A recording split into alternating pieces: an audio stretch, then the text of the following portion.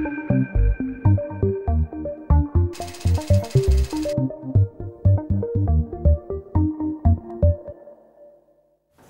you guys. So I'm pleased to welcome Steve from Amnet, who's joining us for the Q&A panel, and I'm hoping that Amnet is a trading desk, so that'll give me a 50-50 record so far today of getting the kind of companies that people work at correct. So welcome to Steve. And I'd just like to kind of kick things off. I'm sure you guys have got lots of questions to fire in, but Steve, from your perspective, we've heard some different perspectives on where programmatic is going and what its impact might be on the market. Where do you see sort of the real progress being in this market over the next few years? You know, Rohit was just talking about brand dollars coming on board. What's your view? I think it's fascinating, and I think the guys did a brilliant job of articulating, you know, what programmatic, where it is today, what the opportunities are. I think that today programmatic represents less than 2% probably of total UK ad spend, something like that. Yet it's the most hotly discussed topic that we could possibly imagine right now. And this is, you know, just one example of an event where we're talking a lot about what programmatic can do and what it can't do. And I think, you know, what becomes interesting is how you embed what programmatic can do within the overall offering to our clients at an agency group. I think working closely with our agency partners and our clients can unlock completely new ways of doing business. And what we talk about a lot, when I talk about a lot at Aegis, is the way that what programmatic can fulfill is a bridge between planning and buying. And that bridge works in two ways. So first of all, you have the opportunity for the very first time to create amazing custom audiences. The custom audiences that planners have been creating for years via segmentation devices like TGI or bespoke research surveys, and get fantastically excited about these amazing target audiences that they really think are going to nail the business challenge that the client has come up with. And they go, okay, I've got this. TV planner, what do you reckon? And the TV planner goes, yeah, they look like ABC One adults to me, so I'm going to buy an ABC One adult schedule that looks like every other ABC One adult schedule that I've planned in the last 15 years, and every schedule comes back looking the same. For the first time ever, we've genuinely got the opportunity to buy those specific audiences and be very tailored in our communication. And then by definition, what happens next is everybody's got an appetite to start thinking, right, where can this go? What are the further opportunities? And, you know, to Rohit's no comment about relationships with Sky, Sky represent a big opportunity because they are increasingly providing addressable content and addressable inventory across lots of platforms that we can start to think about being served in exactly the types of way that we currently use for online display that create tailored communication and genuinely added value for both for Sky, obviously, for users because they're getting more relevant messages, and for our clients because their messages become much more effective. Excellent, thank you. Just before I hand over to you guys, I'd just like to also think about where this is going in terms of other channels. So at the moment we're really talking about display, right, as far as the programmatic market is concerned as a format. What do the panel think will be next? Do you think we'll really have kind of biddable TV ads? You know, outdoor is already partly enabled from a sort of a digital perspective, but where do you guys all see that kind of going in terms of other channels outside of display? Caspar, do you want to? Yeah, I mean, I think TV is the obvious one. It's already happening. You were talking about Sky with AdSmart, which is a really interesting product, although it has challenges. I mean, it's not, you know, there are some, it's very disruptive to the way that industry works right now, buying and selling advertising in that way. So it's very we're very interested in seeing how that continues to develop. You know, I think the cross-device thing is very interesting. You know, I think just sort of linking devices together. These guys talked about linking TV and display. I mean, we do a lot of that where we link TV and other devices together. I think the other one that is interesting is outdoor. You know, and also radio, by the way. And so in the US we have two products, a radio product and a product we call Xaxis Places, which is an outdoor product. And we're starting to see some of that technology crop up over here as well. So, you know, specifically with outdoor, I mean, I think it's Amscreen. They're doing that thing in Tesco stores. Quite interesting. And, you know, right now they're using the ability to see whether a user and it's at point of sale, so it's not like a big billboard, but, you know, someone standing at point of sale as a male and what age group they're likely to be in. I don't know if you've ever tried this, but if you ever get them to demo for you, stand in front of it, and then get one of your colleagues to join you, and just keep getting more people in. It's hilarious. It's so accurate, it's crazy. You know, it like has a little pie chart on the bottom. If it's just you, it's 100% male. Female colleague comes up, 50% each. You know, age distributions. My female colleague was very happy because it underestimated her age by 10 years, so it does everything right. Flatters as well. It's very clever technology. Yeah. But you know, right now they're using that more for reporting, but there's no reason why that can't be used ultimately to actually place the ad in real time. So if a guy is standing there is buying is paying for his petrol, there's no reason why he can't see an ad for a different thing than to a woman who's doing that. It's pretty basic in terms of the actual audience. Obviously, it's the limit what you can see through a screen, but yeah. Nigel? I think Caspar covered all other media there already. Talk about print and newspapers. No, I think it seems fairly obvious, but to put it into a different context, I would say mobile. And the simple reason is everybody's waiting for the transition. Lots of people are saying, all of my users are migrating to mobile. You showed a great stat earlier about how website traffic is moving there, user consumption is moving there. We even prefer it over our wives in the morning. I have the same problem. But I would refer to it more as the consumer behaviour. So if you look at how closely related the two things are, if you take, TV's a real kind of holy grail, just based on its volume, quite obviously. Yeah. But it's very tightly controlled. There's only a handful of people who really have got leverage in that area. It's highly regulated in terms of the way that you're going to be able to use data. The way that it's bought and sold in particular is, you could say it's archaic, but it's bought in volume. And usually, demand is outstripping supply. That's certainly the case with VOD as well. So if I was a TV seller, I'm not particularly interested in changing the way I sell TV. Yeah. I would actually quite like the way that I sell TV currently. It's quite relationship based, I think, on the back end too. VOD does a good job of backing up what delivers or doesn't deliver. But if you look at mobile, and again, I'm just going to speak from my own experience here, I use my mobile for virtually exactly the same things I use my desktop for. Natural fact, there's a bunch of things I used to do on my desktop that I no longer use that for at all. So LinkedIn, I used to look on there. Twitter, I used to look at on my desktop. I've now just migrated that completely to the app. I don't even like the way the desktop part looks, but I've just migrated my behavior from here to here. So I engage with it in almost exactly the same way, almost exactly the same content, exactly the same kind of user behavior.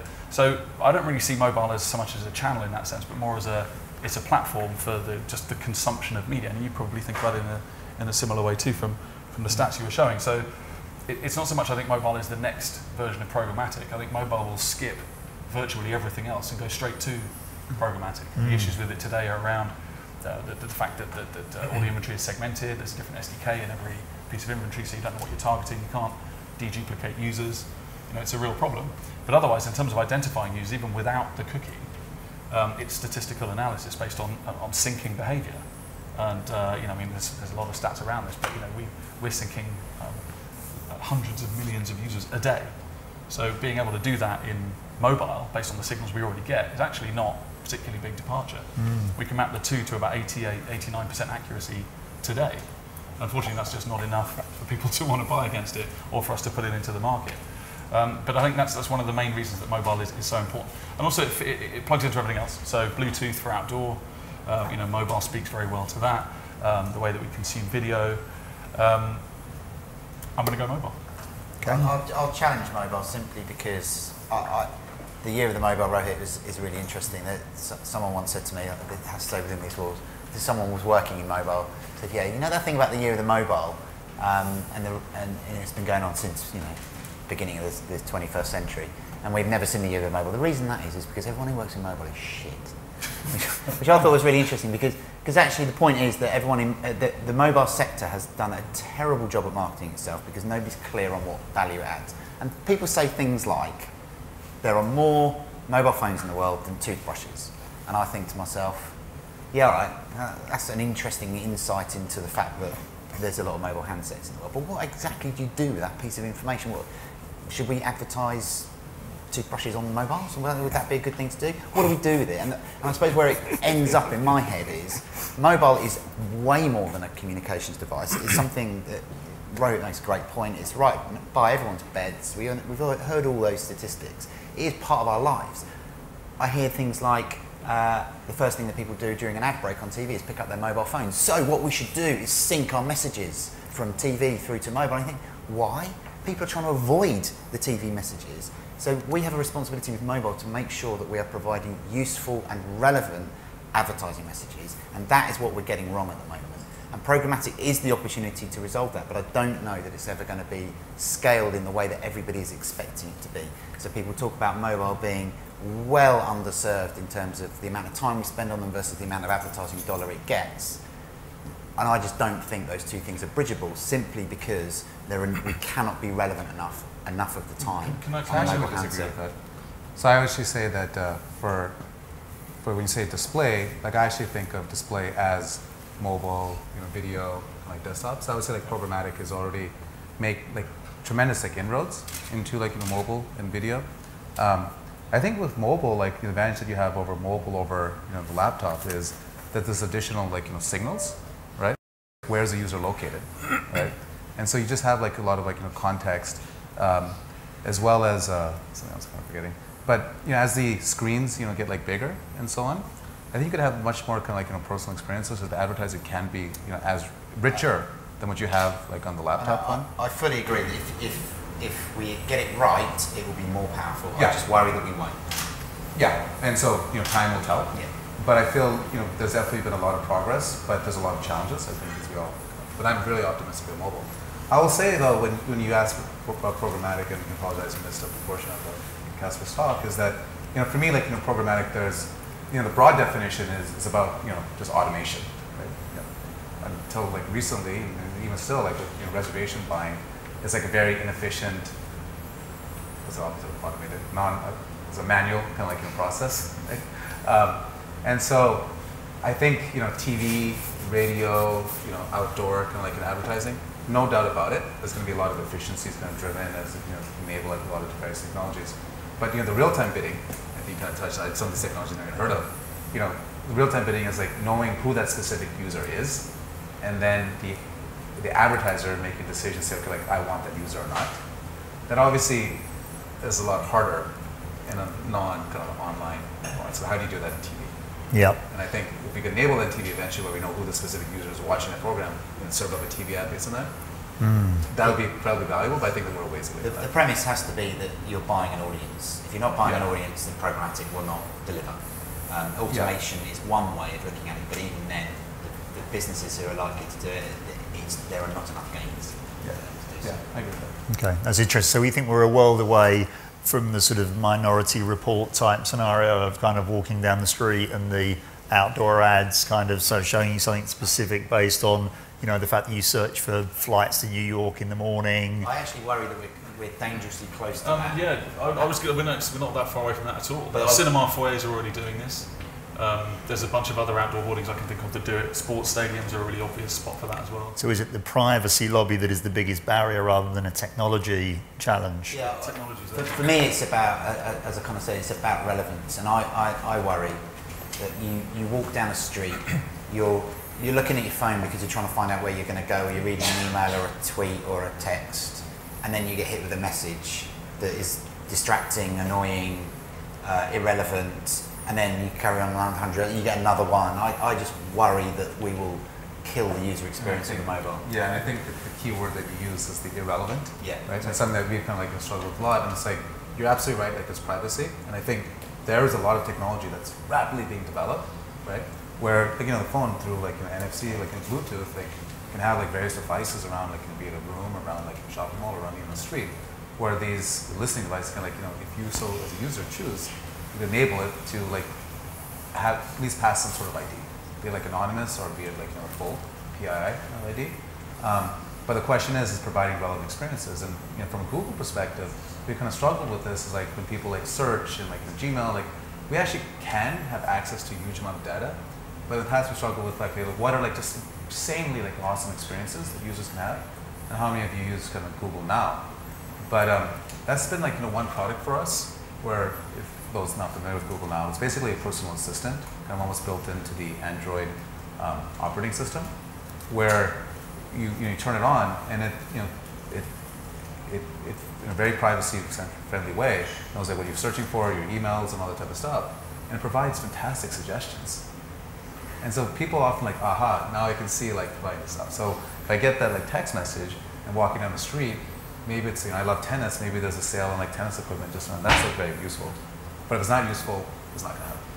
Okay. Paul, can I just make a point about Sure. the role of the agency and the agency group within all of this, and why I'm particularly passionate about the relevance of the message to the user and the user experience, and it's about responsibility, and it goes beyond the responsibility to the user. It's about being responsible to the messages that our clients are communicating to those users, because the whole thing has to be sustainable, and it has to be sustainable from an agency group perspective, because we have retained relationships with our clients that need protecting and nurturing. We can't do things that are reckless, that enable, that essentially are fueling kind of privacy concerns on our clients' behalf. We'll soon have short relationships with our clients if that happens. But we also have publishers to protect too. We have publishers to think about developing and nurturing their ability to generate revenue from their content, because that will feed back into their value chain.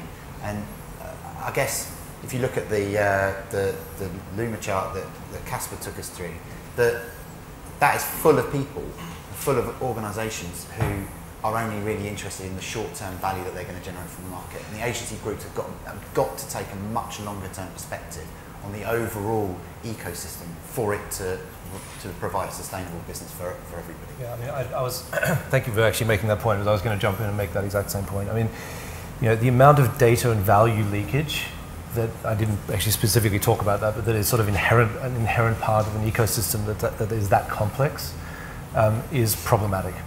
The value leakage is problematic for publishers, it's problematic for clients. The data leakage is also problematic for publishers and clients and regulators. Yep. Right, so it sort of has an additional element to it as well. And I mean, one of you asked me about, well, why are the trade desks coming up? And that is one of the reasons as well, is to reconnect publishers and their audiences back with clients and their spend more directly.